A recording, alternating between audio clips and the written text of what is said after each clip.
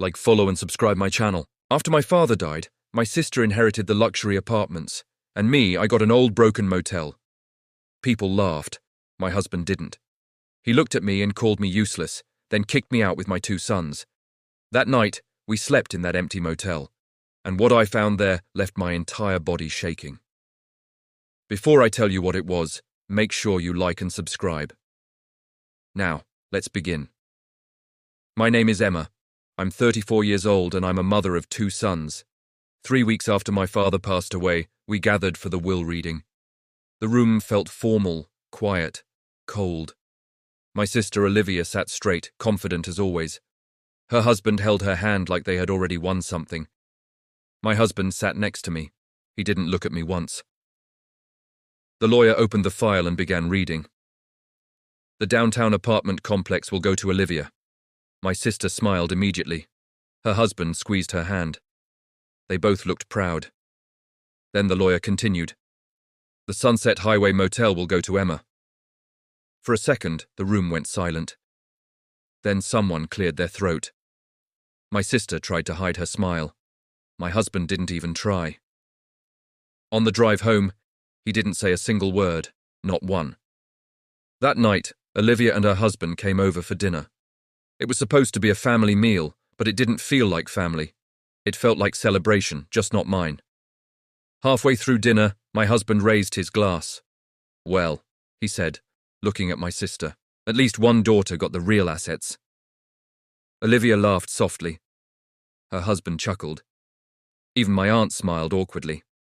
People laughed. I forced a small smile. I told myself it didn't matter, but it did. Later, after everyone left, the house became quiet. Too quiet. My sons were upstairs in their room. I was clearing plates when Daniel finally spoke. A motel, he said. I didn't answer. A broken highway motel, he continued. It's still property, I said quietly. He turned toward me. Your sister builds wealth, he said. You inherit garbage. His words hit harder than I expected. I felt small. Then he said the words that changed everything. You're useless. Silence filled the room. Then he looked toward the stairs where our boys were sleeping, and he said something I will never forget. Take them, go live in that motel. I stared at him, waiting for him to calm down, to take it back. He didn't. You heard me, he said. If that's where your father left you, go live there. My hands were shaking, but I didn't cry, not in front of him. I walked upstairs, packed clothes for my sons, and leave. The motel was 40 minutes away from the city. The highway was dark. My daughter fell asleep in the car. My son kept asking, Mum, are we moving? I said, just for a little while. When we reached the motel, the sign outside was flickering. Half the letters didn't light up. The parking lot was empty. No cars, no guests. The office door creaked when I opened it. The smell hit me first. Old wood, dust, closed air. I found one room that looked cleaner than the others. I wiped the beds with tissues.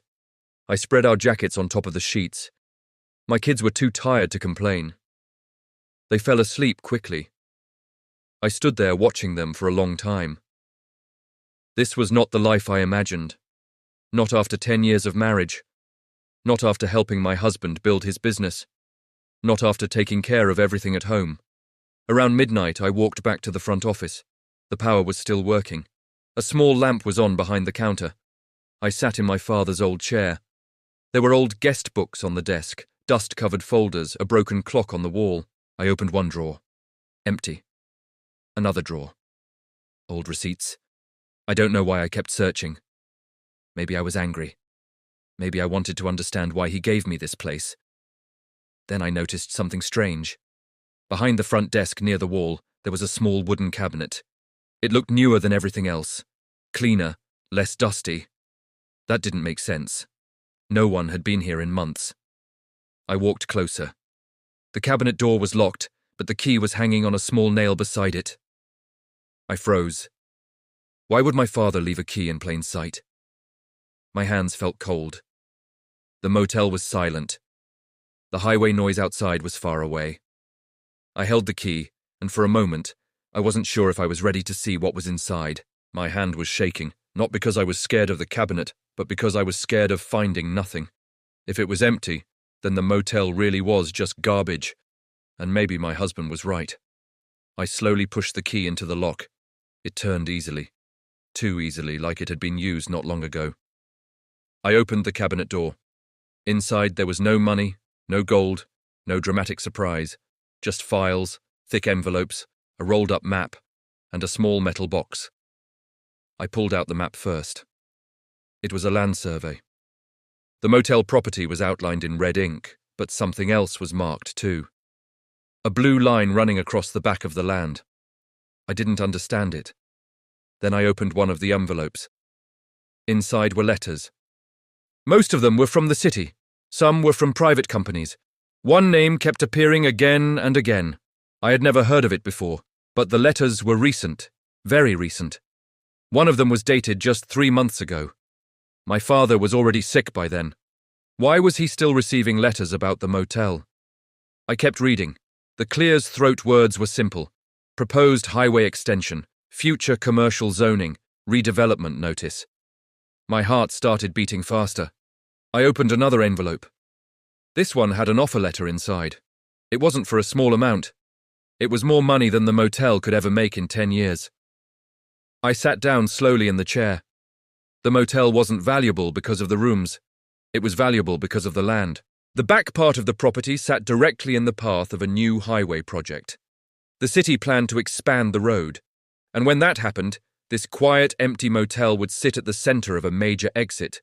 Traffic, businesses, hotels, gas stations, everything. The letter showed the developers had already contacted my father.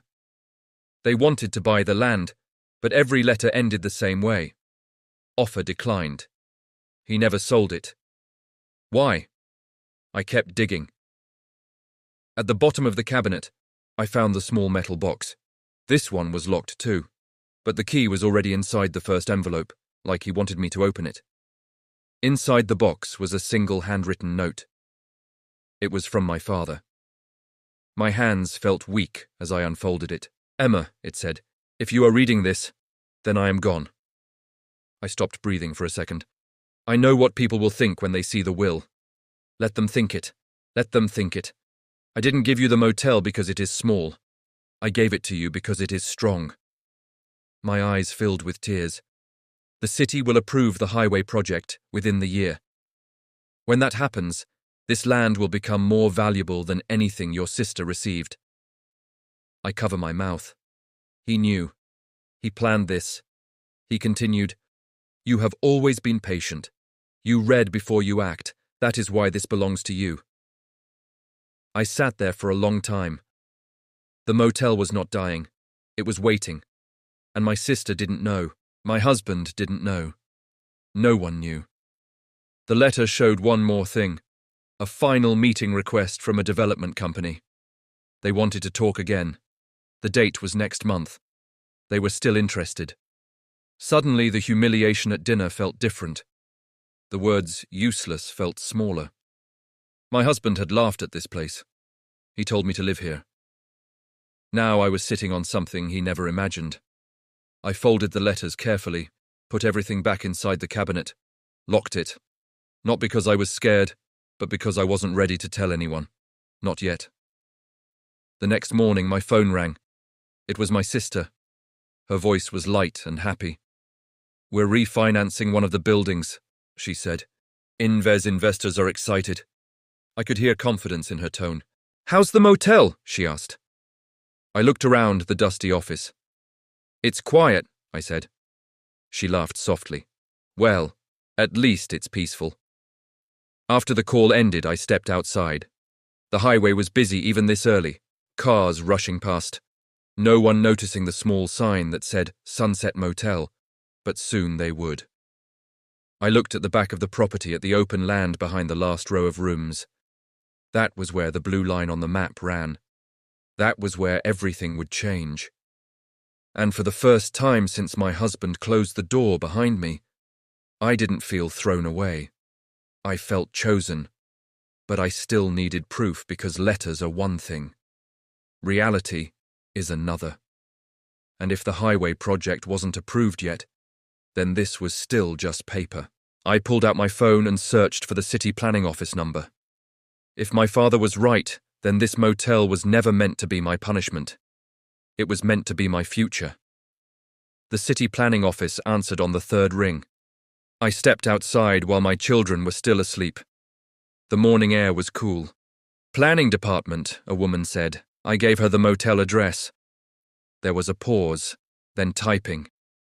Yes, she said. The highway extension project was approved last month. Approved. My heart started pounding. When does construction begin? I asked. Preliminary work starts in 4 months. That area will be rezoned for commercial use. Commercial use. That meant hotels, restaurants, gas stations, big money. Has anyone contacted the property owner recently? I asked carefully. Yes, she said. Several development groups have submitted interest requests. I thanked her and ended the call. It wasn't just paper, it was real. That afternoon, I called the number from the most recent offer letter. A man answered. This is Daniel from Horizon Developments. My name's Emma, I said. I'm calling about the Sunset Highway Motel. There was silence for a second. Emma, we tried reaching the previous owner. He passed away, I said. Another pause. Well, he said slowly, we're still very interested in that property. We scheduled a meeting for Friday. 3 days later on Thursday evening, my husband called.